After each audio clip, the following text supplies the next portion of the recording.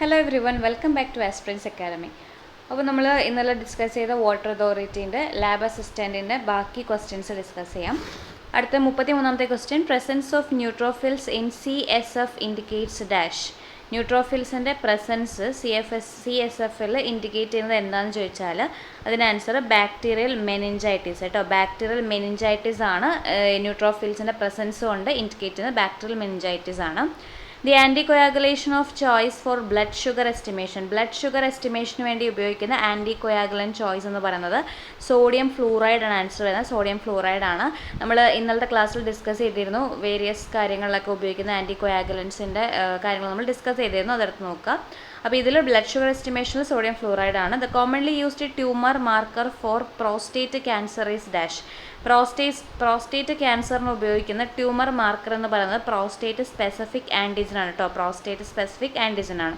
The marker used to differentiate between cardiac and skeletal muscle damage is dash. കാർഡിയാക്കും skeletal muscle ഡാമേജിനും എതിരെ അല്ലെങ്കിൽ differentiate ചെയ്യാൻ വേണ്ടി ഉപയോഗിക്കുന്ന മാർക്കർ എന്ന് പറയുന്നത് CKMB കേട്ടോ. CKMB ആണ് ഇതിൻ്റെ ആൻസറായിട്ട് ഗൂഗിളിൽ കാണിക്കുന്നത്. ഇനി വേറെ ഏതെങ്കിലും ആൻസർ വരുന്നതെന്ന് അറിയില്ല. എന്തായാലും പ്രൊവിഷനോട് ചെക്ക് ചെയ്യുക കേട്ടോ. CKMB ആണ് ഇതിൻ്റെ ആൻസർ കാണിക്കുന്നത്. Elevated alkaline phosphatase is seen in dash. Elevated alkaline phosphatase is seen in dash ആണ് ചോദിച്ചിരിക്കുന്നത്. ഓക്കെ, ഇതിൻ്റെ ആൻസർ ബോൺ ഡിസീസ് ആണ് കേട്ടോ. Elevated alkaline phosphatase is seen in bone disease. Type of cholesterol commonly termed as good cholesterol is. Type of cholesterol, good cholesterol എന്നറിയപ്പെടുന്ന ഏതാണ്? HDL ആണ്. HDL എന്ന് പറയുമ്പം ഹൈ ഡെൻസിറ്റി ലിപ്പോ പ്രോട്ടീൻ ആണ്. LDL ആണെങ്കിൽ low density lipoprotein ആണ്. അപ്പോൾ HDL ആണ് നമ്മൾ ഗുഡ് കൊളസ്ട്രോൾ ആയിട്ട് കാണപ്പെടുന്ന HDL ആണ്. ഈ ക്വസ്റ്റ്യൻസ് ഒക്കെ വായിച്ച ഈ ക്വസ്റ്റ്യൻ LDC മോഡലിലൊക്കെ വരാൻ പറ്റുന്ന ക്വസ്റ്റ്യൻ തന്നെയാണ് കേട്ടോ. നമ്മൾ നേരത്തെ വായിച്ചൊന്നും LDCക്ക് വരാൻ അത്ര സാധ്യതയില്ലാത്തതുകൊണ്ടാണ്, സാധ്യതയിൽ അതില്ല, MLT ആയിട്ട് ബന്ധപ്പെട്ടാണ്, അതുകൊണ്ടാണ് അതിൽ ഫാക്ട്സ് ഒന്നും പറയാണ്ട് പോയത്.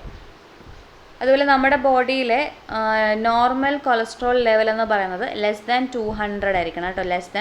<200 mg/dl ആയിരിക്കണം. അതുകൊണ്ട് നോട്ട് ചെയ്യുക, നമ്മുടെ ബോഡിയിൽ കൊളസ്ട്രോൾ ലെവൽ എന്ന് പറയുന്നത് 200 mg/dl താഴെ ആയിരിക്കണം എന്നും കൂടി നോട്ട് ചെയ്ത് വെക്കുക. ഓക്കെ, അടുത്ത ക്വസ്റ്റ്യൻ ആണ് the diagnostic technique used for early detection of cancer. Early detection of cancer എന്നുള്ള ഡയഗ്നോസ്റ്റിക് മെത്തേഡ് എന്ന് പറയുന്നത് FNAC ആണ് കേട്ടോ. FNAC ആണ്. ഞാൻ പിന്നെ പറയുകയാണ്, എന്തെങ്കിലുമൊക്കെ ഈ MLT ആയിട്ട് ബന്ധപ്പെട്ട ആൻസേഴ്സിലൊക്കെ എന്തെങ്കിലുമൊക്കെ മിസ്മാച്ചസ് വരുന്നുണ്ടോ എന്ന് നിങ്ങൾ പ്രൊവിഷണൽ വരുമ്പോൾ നോക്കണം എന്തായാലും. ഇതിൽ ഞാൻ ഗൂഗിളിൽ തപ്പിയപ്പോൾ ഫസ്റ്റ് കാണുന്ന ആൻസറാണ് ഞാൻ ഇടുന്നത്. അപ്പോൾ അതിൽ കാണിച്ചത് FNAC ആണ്. ഫസ്റ്റ് ഡിറ്റക്ഷൻ ഓഫ് ക്യാൻസറിന് ഡയഗ്നോസ്റ്റിക് ടെക്നിക്ക് എന്ന് പറയുന്നത് ഫൈൻ നീഡിൽ അങ്ങനെ എന്തോ ഒരു സംഭവമാണ് കേട്ടോ. ഇതിൻ്റെ ഫുൾ ഫോമായിട്ട് വരുന്നത് ഫൈൻ നീഡിൽ ആസ്പിറേഷൻ സൈറ്റോളജി എന്നാണ് കേട്ടോ. Fine needle aspiration cytology. അടുത്ത, which is the nuclear stain used in Papanicolaou stain. എനിക്കറിയില്ല അതിൻ്റെ പ്രൊനൗൺസിയേഷൻ അങ്ങനെയൊന്നും അറിയില്ല കേട്ടോ. പാപ്പാനിക്കോളു സ്റ്റെയിനിങ്ങിൽ ഉപയോഗിക്കുന്ന ന്യൂക്ലിയർ സ്റ്റെയിൻ ഏതാണെന്ന് ചോദിച്ചാൽ അതും കാണിക്കുന്നത് ഹാരിസ് ഹെമറ്റോക്സിലിനാണ് ആൻസർ കാണിക്കുന്നത് കേട്ടോ. ഹാരിസ് ഹെമറ്റോക്സിലിനാണ് കാണിക്കുന്നത്. ഇനി RPR test is used for the zero diagnosis of dash. RPR test എന്ന് പറയുന്നത് ഏതിൻ്റെ ഡയഗ്നോസിസിനാണ് യൂസ് ചെയ്യുന്നതാണ് ചോദിച്ചിരിക്കുന്നത്. ഇതിൻ്റെ ആൻസർ സിഫിലിസ് ആണ് കേട്ടോ.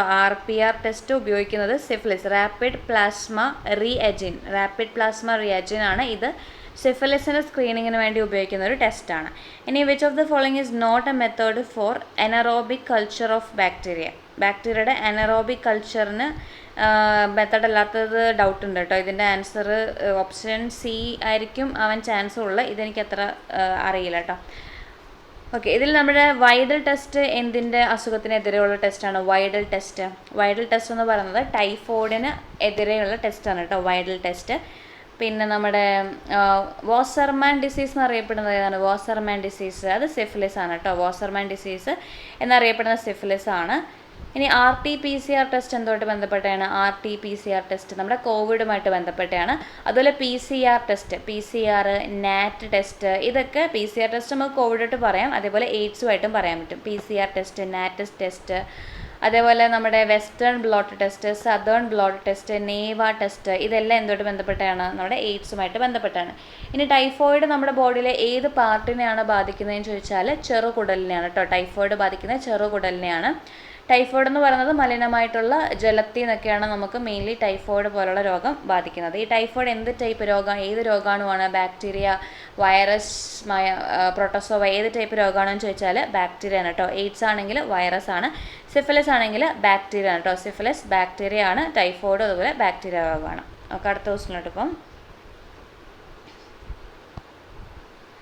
ഫിലേറിയൽ worms inhabit which part of the human body? Filarial worms ഈ ബോഡി പാർട്ടിൽ ഏതിനെയാണ് അഫക്റ്റ് ചെയ്യുന്നതെന്ന് ചോദിച്ചാൽ ലിംഫ് നോഡ്സ് ആണ് കേട്ടോ. ലിംഫ് നോഡ്സിനാണ് അഫക്റ്റ് ചെയ്യുന്നത്. ഫൈലേറിയൽ വോംസ് നമ്മുടെ മന്തിനൊക്കെ കാരണമാകുന്നതാണ് ഫൈലേറിയൽ വോംസ്. അത് അഫക്റ്റ് ചെയ്യുന്നത് lymph നോഡ്സിനെയാണ്.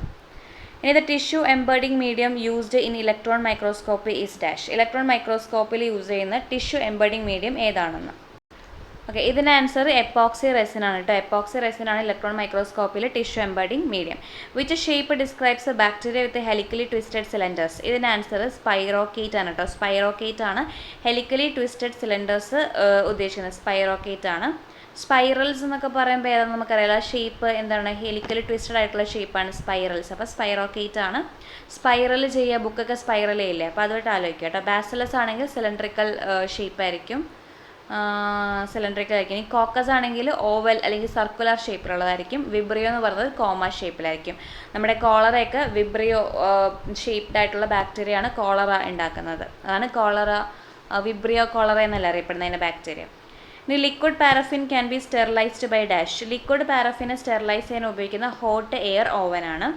Dash is a clearing agent used in tissue processing. Tissue പ്രോസസ്സിങ്ങിൽ യൂസ് ചെയ്യുന്ന ക്ലിയറിംഗ് ഏജൻ്റാണ് ചോദിച്ചിരിക്കുന്നത്. ഇതിൻ്റെ ആൻസറും ഞാൻ നോക്കി, പക്ഷേ എനിക്കത് കറക്റ്റായിട്ടുള്ളൊരു ആൻസർ കിട്ടില്ല. മേ ബി അസറ്റോൺ ആവാനാണ് ചാൻസ് കൂടുതൽ. ഇതിൻ്റെ ആൻസർ എനിക്ക് കറക്റ്റായിട്ട് കിട്ടിയില്ല. ഇനി which is the instrument used to cut frozen sections? Frozen sections കട്ട് ചെയ്യാൻ ഉപയോഗിക്കുന്നത് ഓപ്ഷൻ സി ആണ് കേട്ടോ, ക്രയോസ്റ്റാറ്റ് ആണ്. The counter stain that can be used in Gram stain. Gram സ്റ്റെയിനിൽ ഉപയോഗിക്കുന്ന കൗണ്ടർ സ്റ്റെയിൻ ഏതാണെന്ന് ചോദിച്ചാൽ അതിൽ ഓൾ ഓഫ് ദി എബോവ് കാണിക്കുന്നുണ്ട്, പക്ഷെ കൂടുതലായിട്ടും ഗൂഗിൾ തപ്പുമ്പോൾ സാഫ്രാനൈൻ ആണ് കാണിക്കുന്നത് കേട്ടോ. ഇതും ഒരു ഡൗട്ട് ഉണ്ട്, ചെക്ക് ചെയ്യുക. സാഫ്രാനൈൻ ആണ് നമ്മൾ ഗൂഗിളിൽ ഫസ്റ്റ് കാണിക്കുന്ന ഓപ്ഷൻ, പക്ഷെ ഓൾ ഓഫ് ദി എബോവ് എന്നുള്ളൊരു സംഭവം ഒരു ഡൗട്ട് ഉണ്ട്. അടുത്ത cerebral malaria is caused by dash. Cerebral മലേറിയയ്ക്ക് കാരണമാകുന്നത് ഏതാണെന്ന് ചോദിച്ചാൽ പ്ലാസ്മോഡിയം ഫാൽസിപ്പാറാണ് കേട്ടോ. സെറിബ്രൽ മലേറിയയ്ക്ക് കാരണമാകുന്നത് ഏറ്റവും മാരകമായിട്ടുള്ള മലേറിയ എന്നൊക്കെ വിളിക്കുന്നതാണ് ഈ പ്ലാസ്മോഡിയം ഫാൽസിപ്പാരം. ഇനി മലേറിയയ്ക്ക് കാരണമാകുന്ന രോഗമാണ് ചോദിച്ചാൽ നിങ്ങൾ ഏത് പറയും? മലേറിയയ്ക്ക് കാരണമാകുന്ന രോഗാണുവാണ് ഏത്? പ്രോട്ടോസോവ കേട്ടോ. പ്രോട്ടോസോവ എന്ന് പറയുന്നത് ഒരു ഏകകോശ ജീവിയാണ്. മലേറിയയ്ക്ക് കാരണമാകുന്നതാണ് പ്രോട്ടോസോവ. ഇനി ഇതിൻ്റെ പ്ലാസ്മോഡിയം പ്രോട്ടോസോവയാണ് മലേറിയയ്ക്ക് കാരണമാകുന്ന പ്രോട്ടോസോവ ഏതാണെന്ന് ചോദിച്ചാൽ പ്ലാസ്മോഡിയത്തിൻ്റെ വിവിധ സ്പീഷീസുകൾ, അതായത് Plasmodium vivax, Plasmodium malaria, Plasmodium falciparum എന്നിങ്ങനെ വിവിധ സ്പീഷീസുകളുണ്ട്. ഞാനിപ്പോൾ വായിക്കുന്ന LDCക്ക് വേണ്ട ഫാക്സുകളാണ് കേട്ടോ.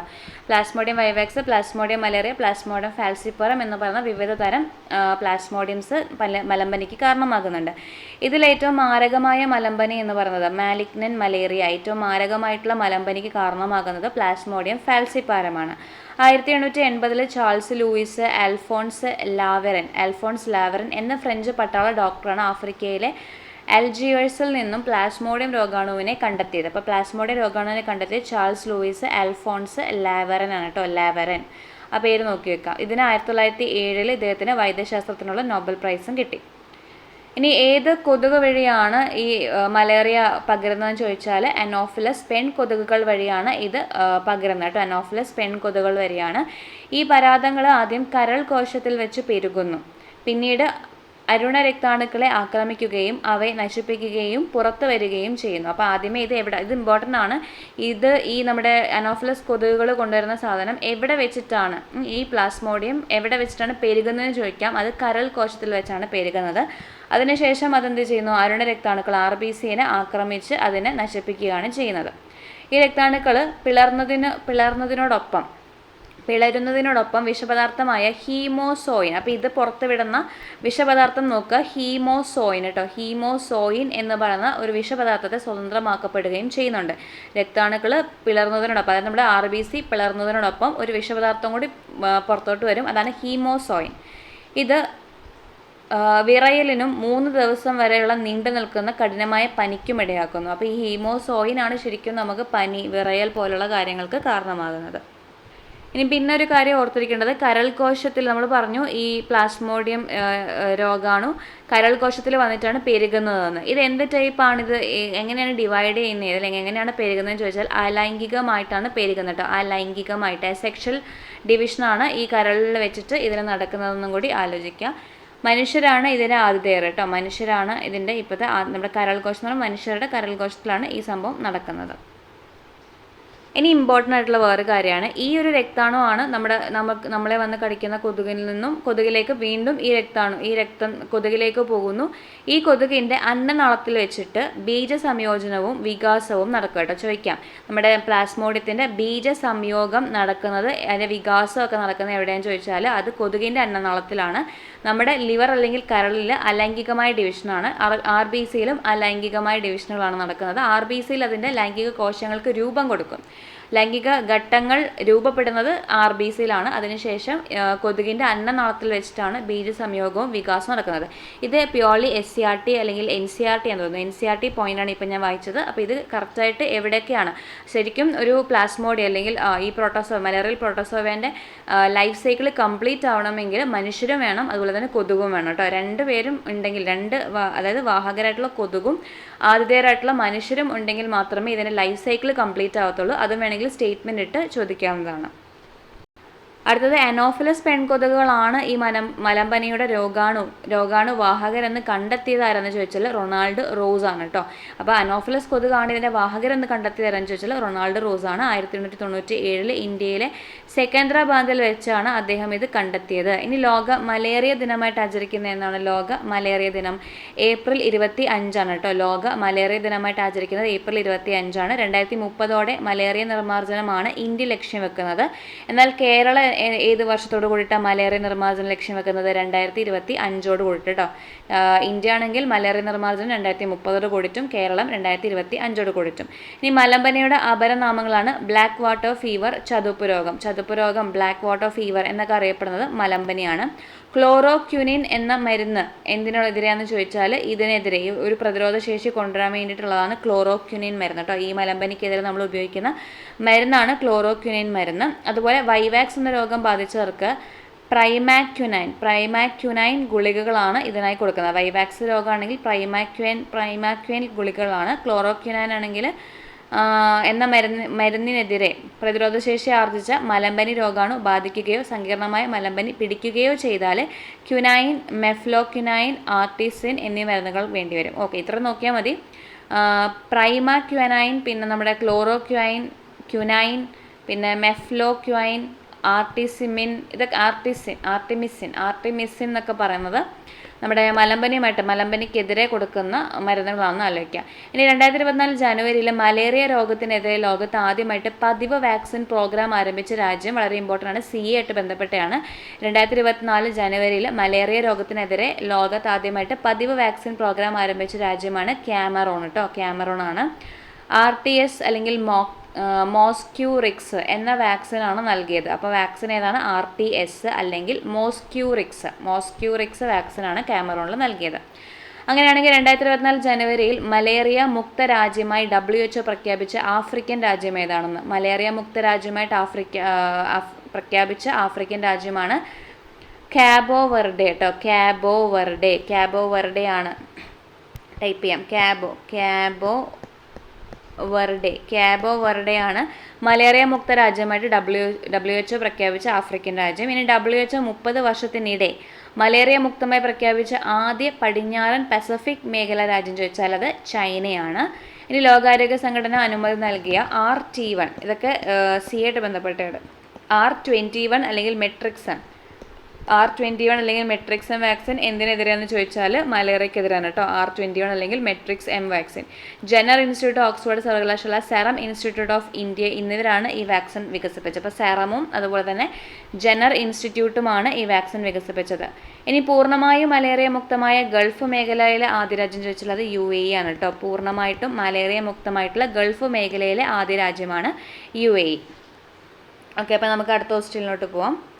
The period of oscillation of a second pendulum is dash. Seconds പെൻഡുലത്തിൻ്റെ പീരീഡ് ഓഫ് ഓസിലേഷൻ എന്ന് പറയുന്നത് 2 seconds ആണ് കേട്ടോ. 2 seconds ആണ്, അതുകൊണ്ടാണ് അതിനെ സെക്കൻഡ്സ് പെൻഡുലം എന്ന് വിളിക്കുന്നത്. 2 seconds ആണ്. Among the following statements about electric field lines, select the correct option. They start from positive charge and end in negative charge. Two electric lines never cross each other. Electric field lines do not form any closed loops. Okay, ഇതിൻ്റെ answer all the statements correct ആണ് കേട്ടോ. അടുത്തത്, the magnetic field inside a long solenoid of length L and number of turns N and carrying current I will be dash. Okay, ഇതിൻ്റെ answer ശരിക്കും വരുന്നത് mu NI/L ആണ് കേട്ടോ. ഇതിൽ mu NI/L ആണ് ആൻസർ കാണിക്കുന്നത്, അതാണ് വരുന്നത്. പിന്നെ ഇനി വേറെ എന്തെങ്കിലും ആൻസർ കൊടുക്കുമോ അതിനി ക്യാൻസൽ ചെയ്യുമെന്നൊന്നും അറിയില്ല, നമുക്ക് കണ്ടറിയാം. ഓക്കെ, ഇതിൽ എന്തായാലും സ്മോൾ n വരില്ല, ക്യാപിറ്റലിനെ വരുള്ളൂ. മ്യൂ NI/L ആണ് വരേണ്ടത് കേട്ടോ. നോക്കാം നമുക്ക്. ഇനി which electromagnetic radiation plays an important role in maintaining the earth's warmth through greenhouse effect. എർത്തിൻ്റെ വാംത്ത് മെയിൻറ്റെയിൻ ചെയ്യുന്നത് ഏതാണെന്ന് ചോദിച്ചാൽ ഇൻഫ്രാറെഡ് ആണ് കേട്ടോ. ഇൻഫ്രാറെഡിനാണ് നമ്മൾ താപകിരണങ്ങൾ എന്നൊക്കെ അറിയപ്പെടുന്നത്. വാംത്ത് മെയിൻറ്റെയിൻ ചെയ്യാൻ ഇൻഫ്രാറെഡ് വേണം. Following is the most electrically conductive element. ഇതിൽ ഏറ്റവും ഇലക്ട്രിക്കലി കണ്ടക്റ്റീവ് ആയിട്ടുള്ള എലമെൻറ്റ് ഏതാണ്? സിൽവർ ആണ് കേട്ടോ. ഏറ്റവും ഇലക്ട്രിക്കലി കണ്ടക്റ്റീവ് സിൽവർ ആണ്. ഇതൊക്കെ LDCയിൽ ചോദിക്കാൻ പറ്റിയ ക്വസ്റ്റ്യൻസ് ആണ് കേട്ടോ. അപ്പോൾ ഇലക്ട്രിക്കലി കണ്ടക്റ്റീവ് ആയിട്ടുള്ള സിൽവർ ആണ്. ഇനി ray of light passes from medium 1 to 2. If no refraction occurs then the angle between the incident light and surface of separation should be dash. എന്തായിരിക്കണം? 90 ഡിഗ്രി കേട്ടോ. അത് നമ്മൾ ക്രിട്ടിക്കൽ ആംഗിൾ പഠിച്ചിട്ടുണ്ടല്ലോ. Critical angle ആണെങ്കിൽ 90 degree. അതായത് critical ആംഗിളിനെക്കാട്ടിലും താഴെയാണ് angle എങ്കിൽ, അതായത് 90 ഡിഗ്രിനെക്കാട്ടിലും താഴെയാണെങ്കിൽ മാത്രമേ ലൈറ്റിന് റിഫ്രാക്ഷൻ സംഭവിക്കുകയുള്ളൂ. പക്ഷേ നമ്മുടെ ഒരു ലൈറ്റ് വന്ന് വീഴുന്നത് നമ്മുടെ നോർമലിനുമായിട്ട് ചേർക്കുമ്പം അത് 90 ഡിഗ്രിയിലാണെങ്കിൽ ലൈറ്റിന് റിഫ്രാക്ഷൻ നടക്കൂല എന്നാണ് പറയുന്നത് കേട്ടോ. ഇനി 90 ഡിഗ്രിയിൽ മുകളിലാണെങ്കിലോ ഇത് റിഫ്രാക്ഷൻ നടക്കൂല. അപ്പോൾ പകരം എന്ത് ചെയ്യും? അതേ മീഡിയത്തിലേക്ക് തന്നെ റിഫ്ലക്റ്റ് ചെയ്ത് പോവുകയായിരിക്കും ചെയ്യുന്നത്. അപ്പോൾ റിഫ്രാക്ഷൻ നടക്കുന്നില്ലെങ്കിൽ ആ ഒരു ഇൻസിഡൻറ്റ് ആംഗിളും സർഫസ് ഓഫ് സെപ്പറേഷൻ നമ്മളെ ആംഗിൾ 90 ഡിഗ്രി ആയിരിക്കും. 90 ഡിഗ്രി ഉള്ളപ്പോഴാണ് റിഫ്രാക്ഷൻ നടക്കാത്തത്. ഇനി 90 ഡിഗ്രിയിൽ കൂടുമ്പോഴും റിഫ്രാക്ഷൻ നടക്കുന്നില്ല, പക്ഷേ എന്ത് ചെയ്യും? അതേ മീഡിയത്തിലേക്ക് തന്നെ അത് റിഫ്ലക്റ്റ് ചെയ്ത് വരും. അപ്പോൾ അതിൽ ആൻസർ വരുന്നത് 90 ഡിഗ്രിയാണ്. ഇതിനെ നമ്മൾ ക്രിട്ടിക്കൽ ആംഗിൾ എന്ന് വിളിക്കുന്നത്. ഇനി which of the following mirror is use as a rear view mirror in വെഹിക്കിൾസിൽ റെയർ വ്യൂ മിററായിട്ട് യൂസ് ചെയ്യുന്നത് കോൺവെക്സ് മിററാണ് കേട്ടോ. കോൺവെക്സ് മിററിനാണ് നമ്മൾ റെയർ വ്യൂ മിററായിട്ട് യൂസ് ചെയ്യുന്നത്. കോൺവെക്സ് മിററിൻ്റെ പ്രത്യേകത എന്ന് പറയുമ്പം നമുക്ക് ഇമേജസ് ഫോം ചെയ്യുന്നത് ഭയങ്കര ചെറുതായിരിക്കും. അതിൻ്റെ ടോട്ടൽ സൈസിനെക്കാട്ടിലും ഒറിജിനൽ സൈസിനെക്കാട്ടിലും ചെറിയ സൈസിലായിരിക്കും ഇമേജസ് ഫോം ചെയ്യുന്നത്. അതുകൊണ്ടാണ് ഈ വണ്ടിയുടെയൊക്കെ ഇമേജസിൽ പറഞ്ഞേക്കുന്നത് the images may appear larger than it may see, the object may appear larger than it may see എന്നൊക്കെ പറഞ്ഞിട്ട് എഴുതിയിട്ടുണ്ടല്ലോ. അതാണ് മെയിൻ കാര്യം. ഒബ്ജക്റ്റ് ചിലപ്പം കുറച്ചും കൂടി സൈസ് ഉണ്ടായിരിക്കും, പക്ഷെ നമുക്ക് കാണുന്ന ഇമേജ് അല്ലെങ്കിൽ ആ ഒരു കണ്ണാടിയിൽ കുറച്ച് സ്മോൾ സൈസിലായിരിക്കും കാണുന്നത്. അപ്പോൾ അത് കോൺവെക്സ് മിററാണ്. കോൺകേവ് മിറർ നമ്മൾ കോമൺലി യൂസ് ചെയ്യുന്നത് കുറച്ചുകൂടെ എൻലാർജ്ഡ് ആയിട്ടുള്ള ഇമേജ് കിട്ടാൻ വേണ്ടി, വലിയ ഇമേജ് കിട്ടാൻ വേണ്ടിയിട്ട് യൂസ് ചെയ്യുന്നത്. അതായത് ഡോക്ടേഴ്സൊക്കെ യൂസ് ചെയ്യുന്നത് ഈ കോൺകേവ് മിററാണ്. അവർക്ക് കുറച്ചും കൂടി നമ്മുടെ പല്ലിൻ്റെയൊക്കെ എൻലാർജ്ഡ് വിഷൻ കിട്ടാൻ വേണ്ടിയിട്ട് യൂസ് ചെയ്യുന്നതാണ് കോൺകേവ് മിറർ. ഇനി സിലിണ്ടറിക്കൽ മിറർ യൂസ് ചെയ്യുന്നത് സിലിണ്ടറിക്കൽ ലെൻസ് ആണെങ്കിൽ അത് അസ്റ്റിഗ്മാറ്റിസം പോലെയുള്ള അസുഖങ്ങൾക്ക് നമ്മൾ യൂസ് ചെയ്യുന്നത് സിലിണ്ടറിക്കൽ ലെൻസാണ്. പ്ലെയിൻ മിറർ നമ്മൾ പെരിസ്കോപ്പിലൊക്കെ യൂസ് ചെയ്യാം കേട്ടോ. പ്ലെയിൻ മിറർ, പെരിസ്കോപ്പ്, മൈക്രോസ്കോപ്പ് അതിലൊക്കെ നമ്മൾ പ്ലെയിൻ മിറർ യൂസ് ചെയ്യാറുണ്ട്. ഓക്കെ, ഇനി the main application of zener ഡയോഡിൻ്റെ മെയിൻ ആപ്ലിക്കേഷൻ എന്താണ്? വോൾട്ടേജ് റെഗുലേറ്റർ ആയിട്ടാണ് കേട്ടോ. വോൾട്ടേജ് റെഗുലേറ്റർ ആയിട്ടാണ് മെയിൻലി നമ്മൾ സെനർ ഡയോഡുകൾ യൂസ് ചെയ്യുന്നത്.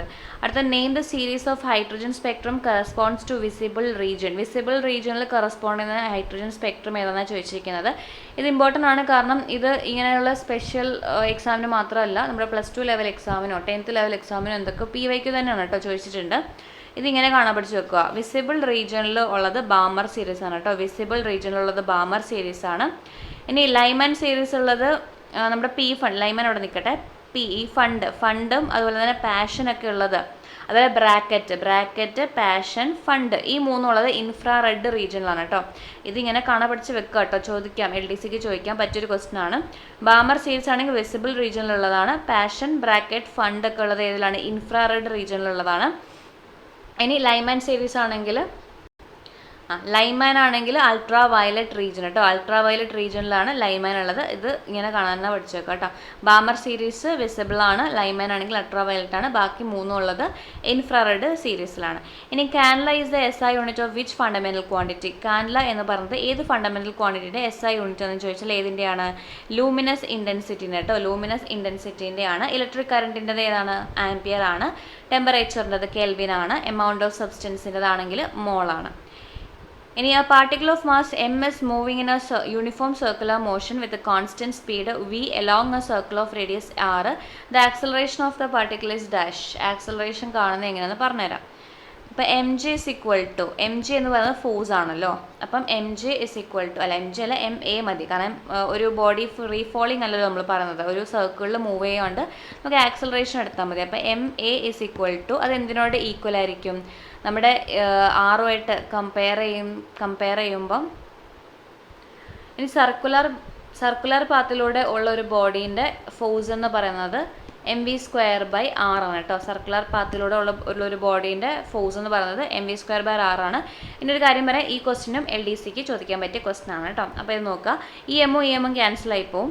അങ്ങനെയാണെങ്കിൽ പിന്നെ എന്താ ക്യാൻസൽ ആയി പോവാം? പിന്നെ ഒന്നും ക്യാൻസൽ ആവില്ല. അപ്പോൾ a = എന്ത് കിട്ടി? v²/r കേട്ടോ. അപ്പോൾ ഇതിന് ആൻസർ എന്താ വരിക?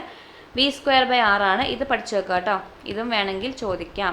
അപ്പോൾ ഒരു ഫോഴ്സിൻ്റെ ഇക്വേഷൻ നമുക്കറിയാം ma ആണ്, പക്ഷേ ഒരു സർക്കുലർ പാത്തിലൂടെ പോകുന്ന ഫോഴ്സ് എന്ന് പറയുന്നത് mv²/r ആണ്. mv²/r ആണ്.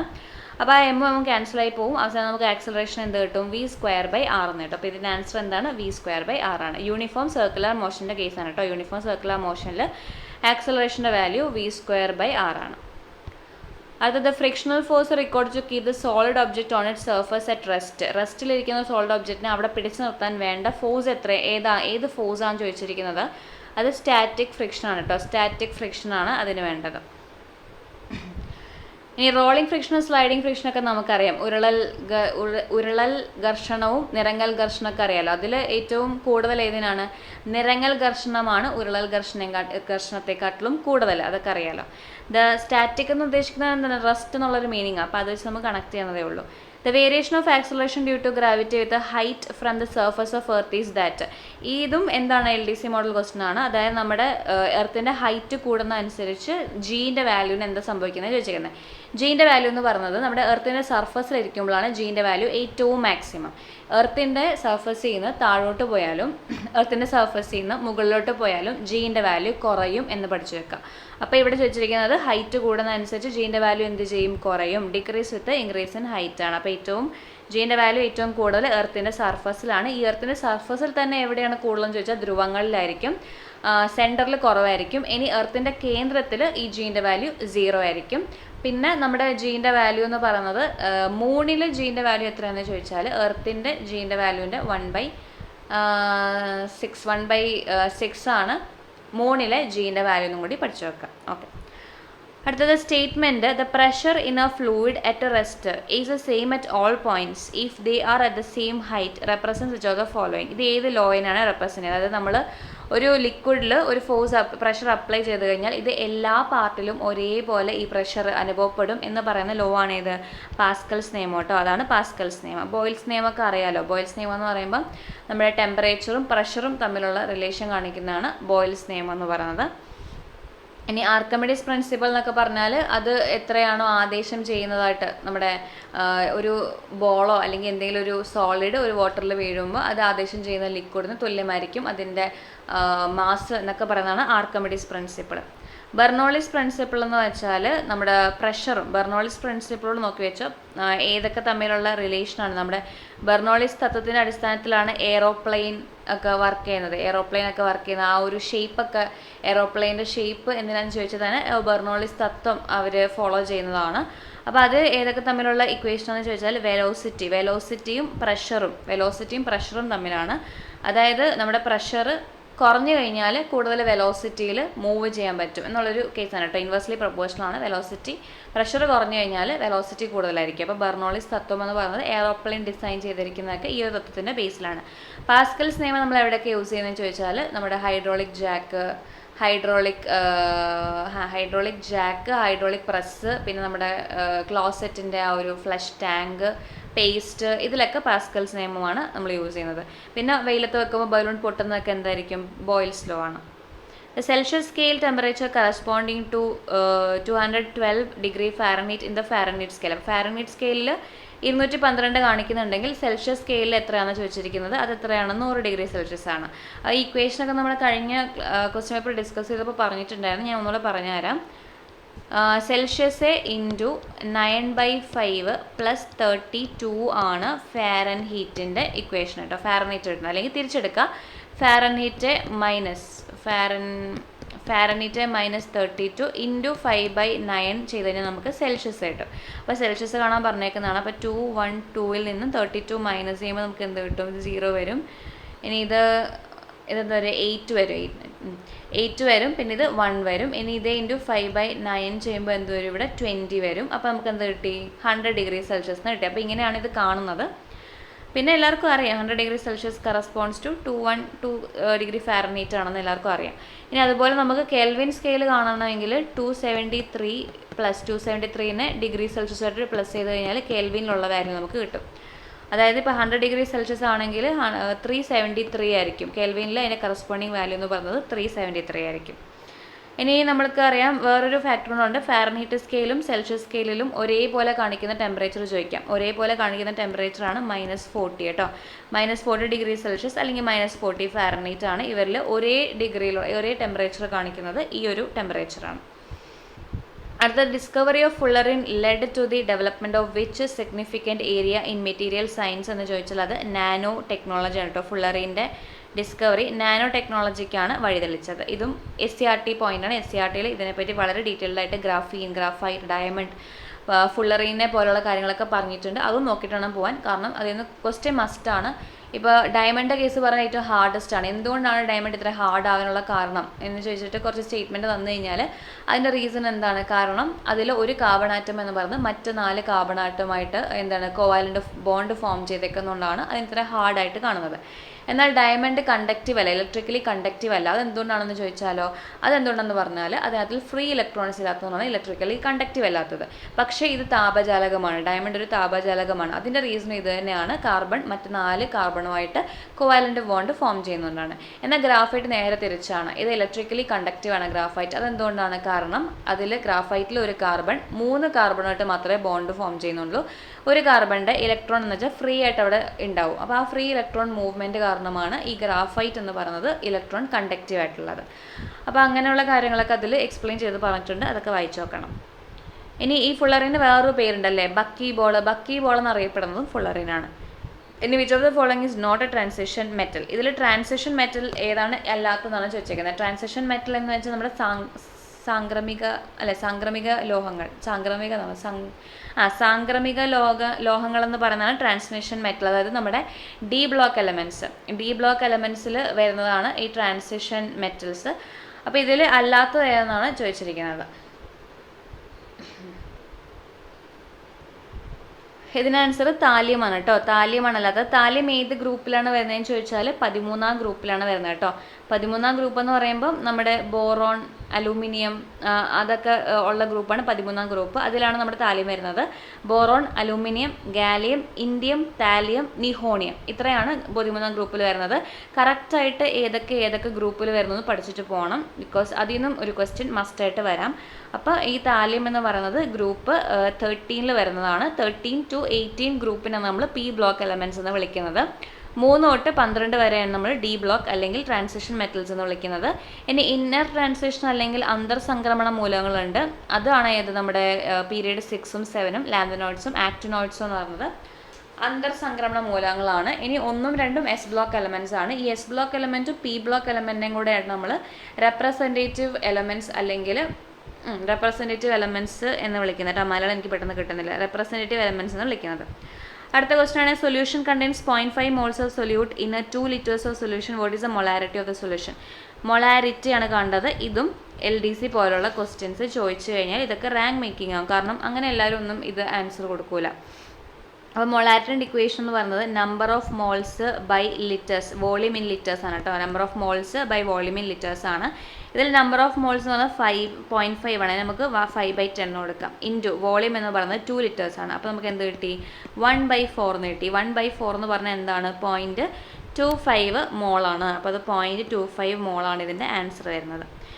ഇനി പിന്നെ അതുപോലെ നോർമാലിറ്റി, മൊളാലിറ്റിക്കൊക്കെ ഇക്വേഷൻ ഉണ്ട്. ഇതൊക്കെ കറക്റ്റ് നോക്കിയിട്ട് തന്നെ പോവാം കേട്ടോ. ഇക്വേഷൻ പഠിച്ചാൽ മതി. ചിലപ്പോൾ ഇക്വേഷൻ ചോദിക്കാം, ഇക്വേഷൻ വെച്ച് ചോദിക്കാം, അല്ലെങ്കിൽ ഇതുപോലെ പ്രോബ്ലംസും ചോദിക്കാം.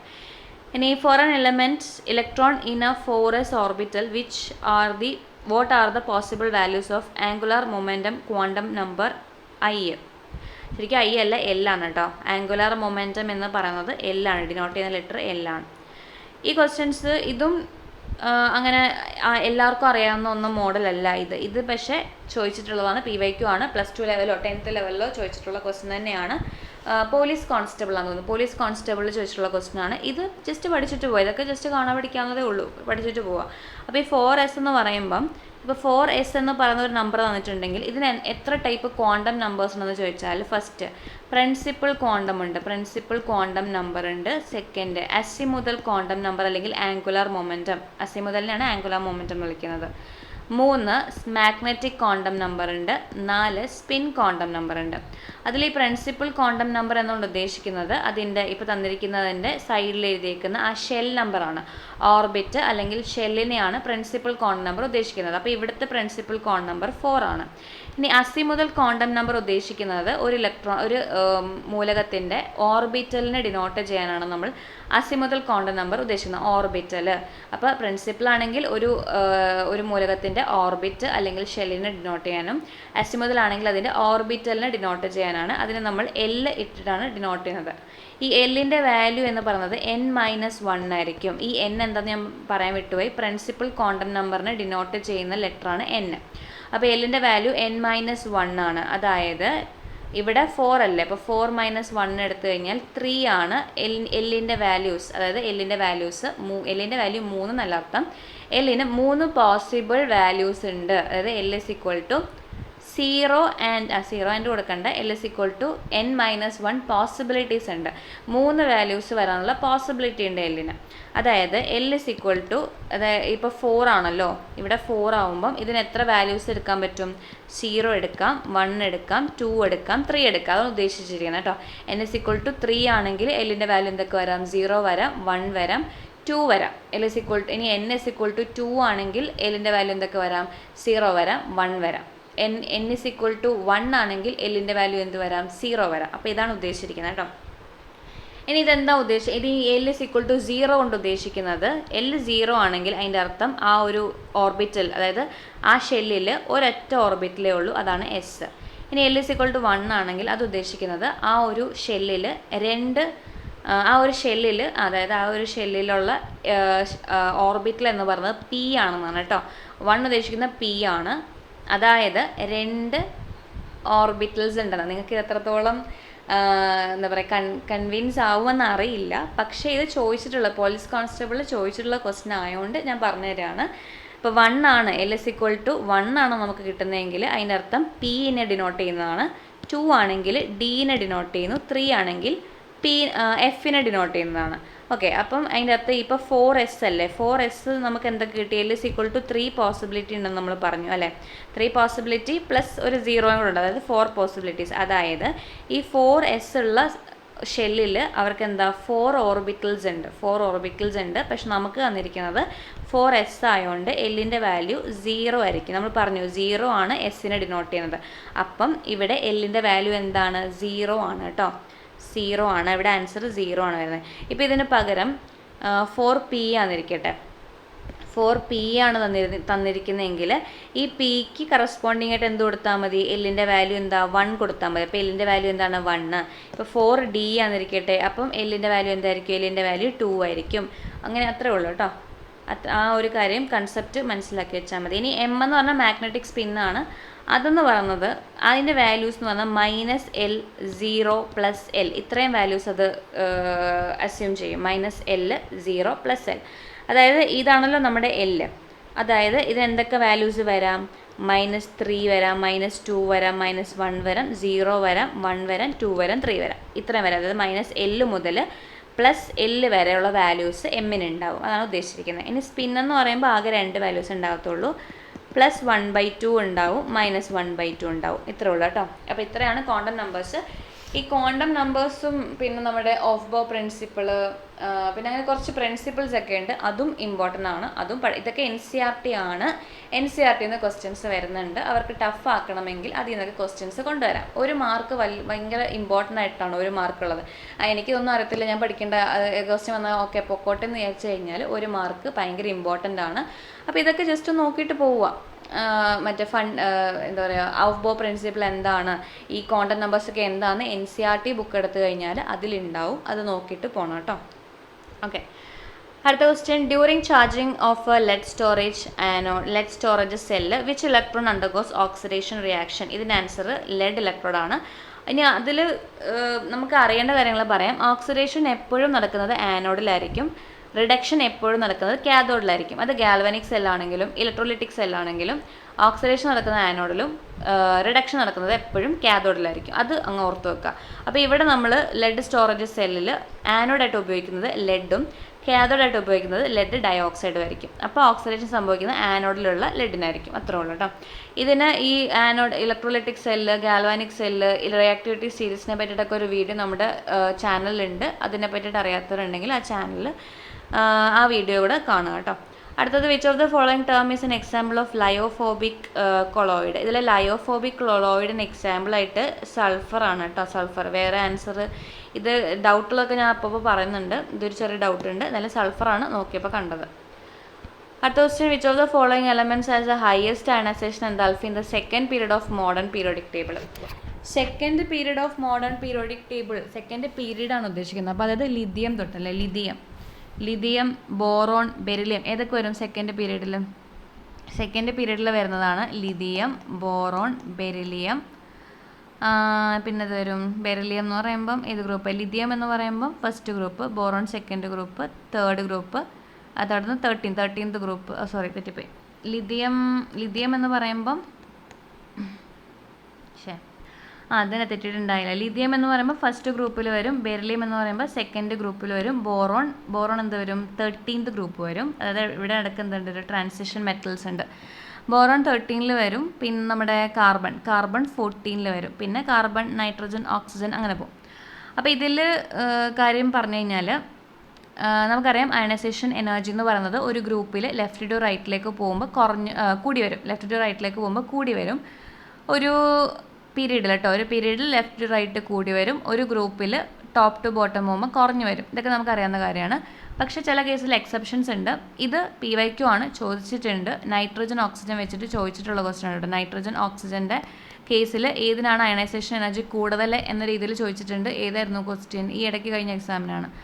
അപ്പം നൈട്രജൻ, ഓക്സിജൻ്റെ കേസ് എക്സെപ്ഷനാണ്. അതുപോലെ ബെറിലിയം, ബോറോണിൻ്റെ കേസും എക്സെപ്ഷനാണ് സെക്കൻഡ് ഗ്രൂപ്പിൽ.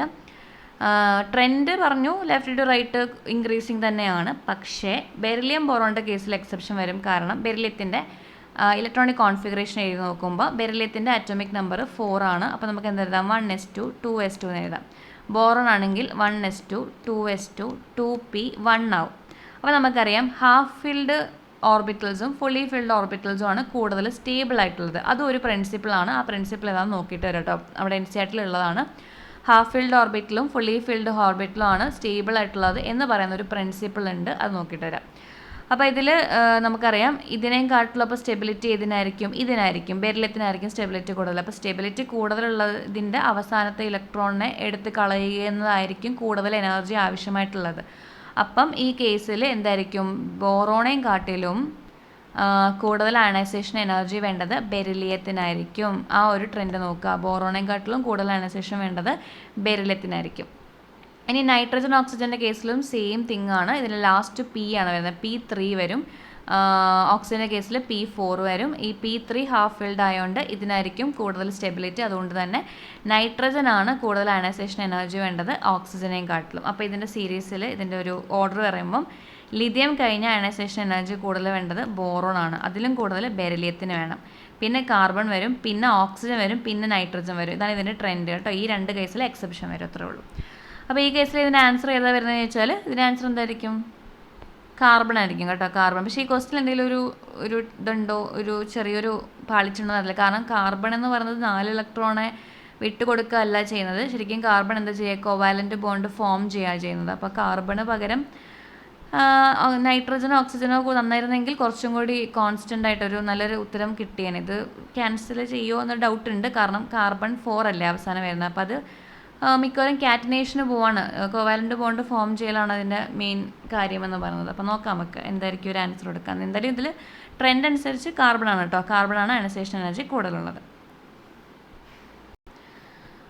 ഓക്കെ, ഈ ക്ലാസ് ഇനിയും ബാക്കി ബാലൻസ് ഉള്ളത് അടുത്ത ക്ലാസ്സിൽ എടുക്കാം കേട്ടോ. അടുത്ത ക്ലാസ്സിൽ ബാലൻസ് ക്വസ്റ്റ്യൻസ് ഡിസ്കഷൻ ഉണ്ടാവും. റിലേറ്റഡ് ഫാക്ട്സും പറഞ്ഞു തരുന്നതായിരിക്കും. ഈ ഞാൻ പറഞ്ഞിരുന്ന ഈ എക്സ്പ്ലനേഷനൊക്കെ റാങ്ക് മേക്കിംഗ് ആണ്. ഇങ്ങനെ ഒരു ക്വസ്റ്റ്യൻ വന്നു കഴിഞ്ഞാൽ അങ്ങനെ എല്ലാവരും ഒന്നും ആൻസർ ചെയ്യില്ല. അപ്പോൾ റാങ്ക് മേക്കിംഗ് ആയിട്ടുള്ളത് കറക്റ്റായിട്ട് പഠിച്ചിട്ട് പോവുക. ഈ ക്വസ്റ്റ്യൻ ഒന്നും വെറുതെ വിടാൽ ഇതൊക്കെ ചോദിച്ചിട്ടുള്ള ക്വസ്റ്റ്യൻ ആണ്. അപ്പോൾ ഇതെല്ലാം പഠിച്ചിട്ട് പോവുക. അടുത്ത ക്ലാസ്സിൽ കാണുന്നവരെല്ലാവർക്കും ബൈ.